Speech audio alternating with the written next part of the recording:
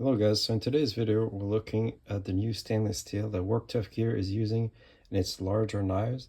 We're looking at A6Max. So I got two knives in that steel on the table. We got the Kodiak in stainless steel A6Max, and we got this new design here, this prototype of a new design, also an A6Max. I've been using this knife for quite a while now. I've been using it very extensively, done a lot of testing with it. So we're going to take a look at that in this video. So many factors have to be taken into account when choosing the right stainless steel for a big knife. So these big choppers are often used to baton and chop, so they definitely need a very high toughness. So usually to be stainless, a steel would need around 12% of chromium. And most of these steels with high chromium are unfortunately quite brittle and have a low toughness because of the formation of these large chromium carbides. In order to identify the right stainless steel with high toughness, we did a lot of research looking at different publications. Here's data from the Knife Steel Nerd website of Lauren Thomas, and quickly we saw that AEBL would be an excellent choice. So I personally have used AEBL on quite a few of my handmade knives, so I know firsthand that it's quite a tough steel. So that was obviously my first choice. Unfortunately, finding AEBL in the right stock thickness proved to be very difficult, so we started to look at other options. So one steel that is very similar to AEBL is Aichi A6, that is very well known for high toughness. So as you can see here, has a very similar carbon composition, 0.65 to 0.7, very similar chromium composition, around 13.5, some slight addition of vanadium 0.1 and nickel 0.49. So very similar steels.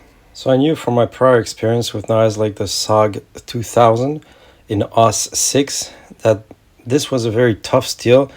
This knife was able to handle a lot of abuse.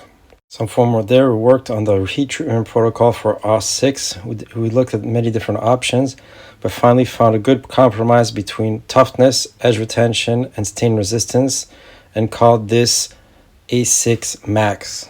So since then I've been testing this steel and this heat treatment extensively. So I've been using this knife in A6Max for many months, through winter, through spring. So it's gone through a lot of testing here, batoning. I've batoned a lot of wood with it, softwood, but a lot of hardwood, and a lot of hardwood with a lot of knots. It could handle it no problem. So even without resharpening after all that use, it did keep its edge pretty well. So quite comparable to SK85, I would say, an even better edge hold than SK85. Despite the fact that the thickness behind the edge of this new knife prototype was thinner than a Kodiak, there's no damage to the edge even after some significant use. Same thing for the spine, it remains strong. So one good test of the overall toughness of a knife and the edge stability is to use it at cold temperature. So here I did some chopping on some frozen wood at minus 20 degrees Celsius, and it could handle it no problem.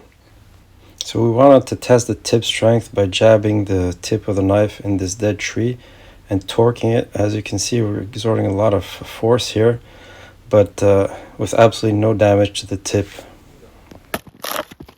So to test the lateral strength of the knife and the strength of the tip, we did this prying in these logs, and even after exerting a lot of force, the tip remained undamaged and the knife straight. So to stress the blade even further, we decided to baton the knife in this tree here and then try to see if we could handle our weight. So roughly 220 pounds with the boots and all, and as you can see, it could handle it easy. So we did that a bunch of times, and every time the knife stayed straight without any damage whatsoever. So if you look at the spine here, absolutely straight. In order to further test the edge stability, we decided to do some baton chopping on this frozen piece of wood and then torque the blade out of the cut. So that exerts a lot of stress on the thinner part of the blade, and sometimes some edges will roll or chip, but in this case there was absolutely no damage to the edge.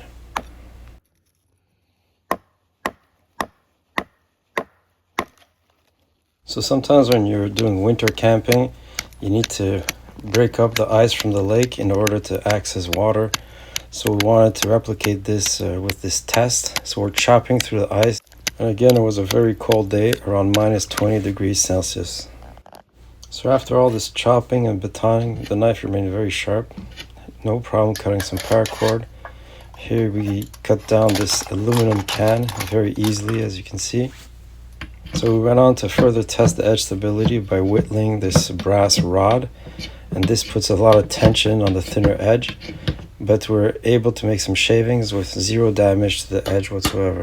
So to further test the edge stability and the toughness of that steel, we hit it with a hammer and cut through this hardened nail. As you can see here, there's some minor damage to the edge. Basically, we can see some rolling that was very easy to fix afterwards. So to further test the edge, we went on to hit it on a brick. So it's a full brick, so still pretty robust.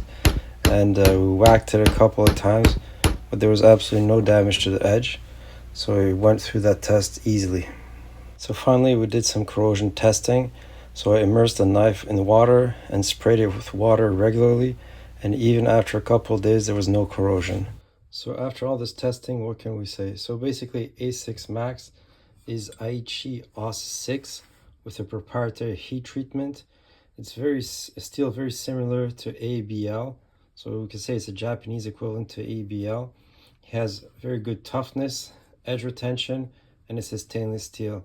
So we could say that it really looks like a stainless version of SK85, and it works extremely well for these larger blades.